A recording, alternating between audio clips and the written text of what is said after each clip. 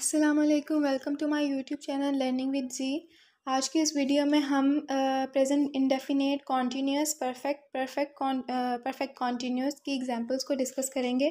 मैंने अपनी previous lecture में आपके साथ इन सारे टेंसेस के बारे में बताया था कि कौन सा टेंस जो है उसके रूल्स कौन से हैं, उसके जुमले के आखिर में क्या आता है, ये सब कुछ डिफ़ाइन किया था। आप मेरी लास्ट लेक्चर जो है वो देख सकते हैं।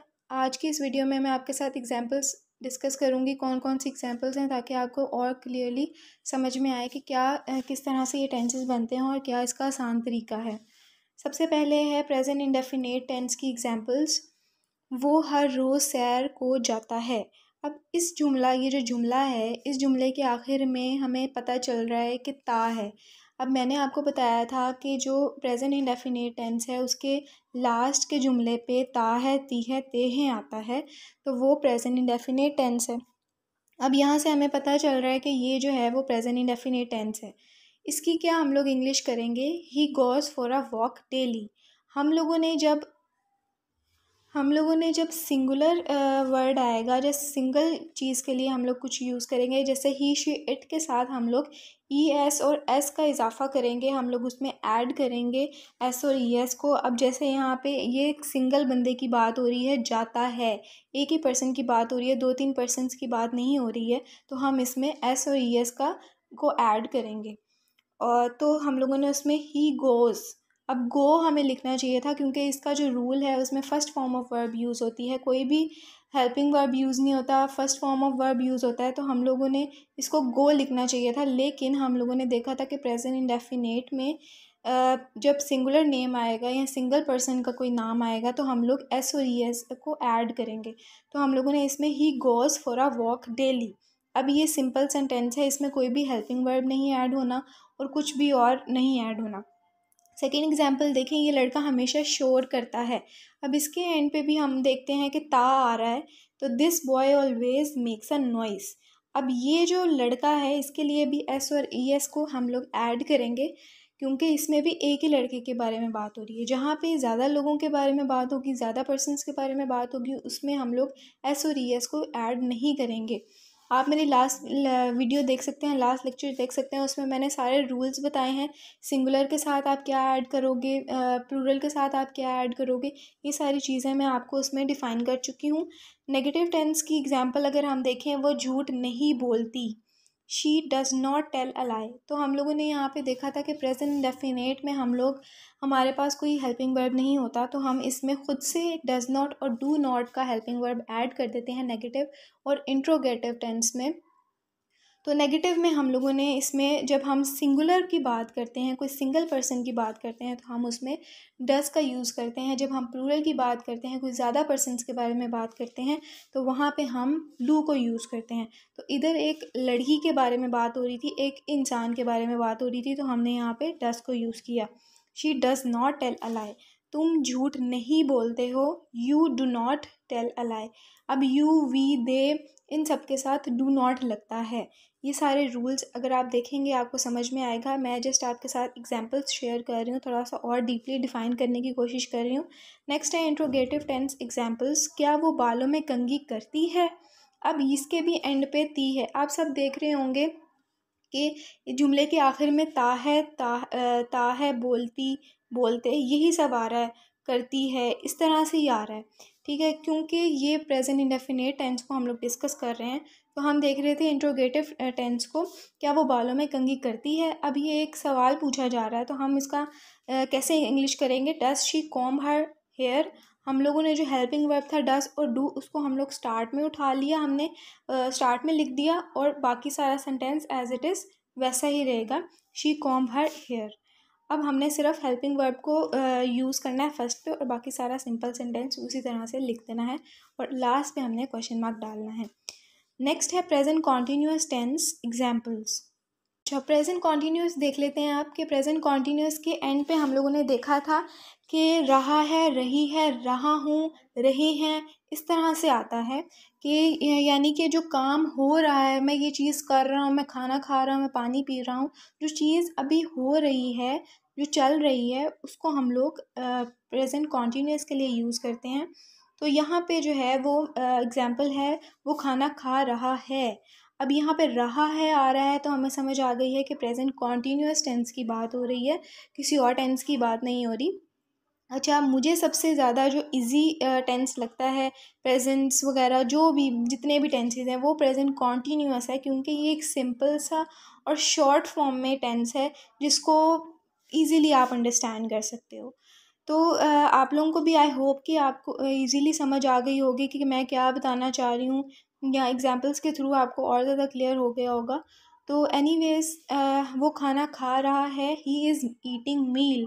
अब जो प्रेजेंट कॉन्टीन्यूअस है उसमें जो है हमारे 3 हेल्पिंग वर्ब यूज़ होते हैं, इज़, आर, एम।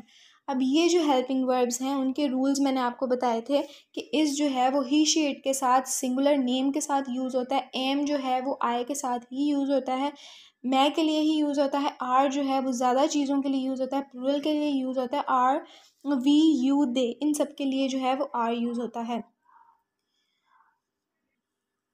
तो यहाँ पे है वो खाना खा रहा है, ही इज़ ईटिंग मील। अब ही है तो हमने क्या देखा था कि इसके रूल्स में ही शी इट के साथ सिंगुलर नाम है उसके साथ हम लोग इसको यूज़ करते हैं, इसका हेल्पिंग वर्ब यूज़ करते हैं, और इसमें जो है हम लोग फर्स्ट फॉर्म के साथ आईएनजी को ऐड करते हैं।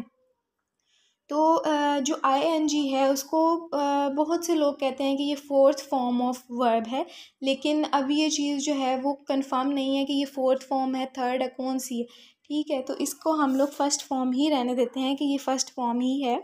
उसके साथ हम आईएनजी को ऐड करते हैं, ही के साथ हमने इसको यूज़ किया हेल्पिंग वर्ब, और ईट को हमने फर्स्ट फॉर्म ऑफ वर्ब के साथ हमने आईएनजी को ऐड कर दिया, तो ये ईटिंग हो गया। आगे मील, वो गाड़ी चला रही है, she is driving a car. अब यहाँ पे भी ही शी इट है तो हम लोगों ने इसको यूज़ किया है, वो मेरे साथ लड़ रहा है, he is fighting with me. अब ये सारे जो सेंटेंसेस है वो इसका यूज़ हो रहा था इसमें। अगर हमारा मैं गाड़ी चला रहा हूँ या मैं गाड़ी चला रही हूँ, तो उसमें हम लोग I am driving a car, am को यूज़ करेंगे। वो गाड़ी चला रहे हैं तो हम लोग यूज़ करेंगे they are driving a car. ठीक है, तो हम लोग इसका ध्यान रखेंगे कि कौन से रूल्स कहाँ पे सेट होने हैं, हेल्पिंग वर्ब हैं वो किसके साथ यूज़ होने हैं, सिंगुलर के साथ कौन सा हेल्पिंग वर्ब यूज़ होगा, प्लूरल के साथ कौन सा हेल्पिंग वर्ब यूज़ होगा।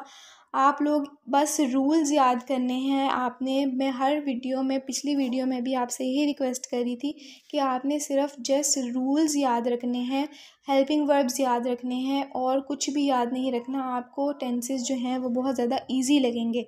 उसके बाद है अगर हम इन्हीं सेंटेंसेस को नेगेटिव में कन्वर्ट कर देते हैं, वो गाड़ी नहीं चला रही है, she is not driving a car, तो हम लोग नेगेटिव टेंस में क्या करते हैं, हेल्पिंग वर्ब के साथ नॉट को जस्ट ऐड कर देते हैं और कुछ और नहीं करते हैं। तो वो खाना नहीं खा रहा है, ही इज़ नॉट ईटिंग मील, हमने सिर्फ हेल्पिंग वर्ब के साथ नॉट को ऐड किया है और कुछ भी एडिशन इसमें नहीं हुई। उसके बाद इंट्रोगेटिव टेंस अगर हम लोग देखते हैं, वो क्या वो मेरे साथ लड़ रहा है। अब इसी सेंटेंसेस को मैंने जो है वो इंट्रोगेटिव में कन्वर्ट किया है, क्या वो मेरे साथ लड़ रहा है, is he fighting with me. अब मैंने जो हेल्पिंग वर्ब था उसको मैं स्टार्ट में ऐड कर दिया और बाकी सारा जो सेंटेंस था वो एज इट इज़ वैसे का वैसे ही रह गया है। आप यहाँ पे स्क्रीन पे देख सकते हैं किस तरह से ये एग्जाम्पल्स सेट की गई हैं। आई होप कि आपको सारी समझ आ रही होगी ईजिली। थर्ड हमारा जो टेंस है वो है प्रेजेंट परफेक्ट टेंस एग्जाम्पल्स। तो इसमें है कि हमने प्रेजेंट परफेक्ट टेंस में क्या देखा था कि प्रेजेंट परफेक्ट टेंस के एंड पे जो है, जुमले के आखिर में जो है, चुका है, चुकी है, चुके हैं, लिया, लिए, ये सब कुछ आता है। जो काम आप एग्जैक्टली कर रहे हो, आप जो डिफ़ाइन कर रहे हो कि भाई मैं ये काम कर रहा हूँ, मैंने ये काम किया था, मैं कर चुका हूँ, तो वो चीज़ जो आपने काम कर लिया है, कर चुके हो, उसको हम लोग शो करते हैं प्रेजेंट परफेक्ट टेंस में। वो स्कूल जा चुका है। अब ये चुका है का क्या मतलब है कि स्कूल चला गया, उसने वो काम कर लिया है, ख़त्म हो गया वो काम। He has gone to school. अब इसका क्या रूल हम लोगों ने देखा था कि इसमें third form of verb use हुई थी, और हेल्पिंग वर्ब जो इसके हमने देखे थे वो थे हैज़ एंड हैव। अब हैज़ जो था वो ही शी इट सिंगुलर नेम के साथ यूज़ हुआ है, और हैव जो है वो आई वी दे यू प्लूरल के साथ हम लोग हैव यूज़ करते हैं। उसके बाद ही हैज़, अब हमने ही शी इट के साथ हैज़ यूज़ करना है, तो इस सेंटेंस में भी he has gone to school, हमने हेल्पिंग वर्ब ही के साथ हैज़ को यूज़ किया और third form of verb use की गॉन। गो, वेंट, गोन।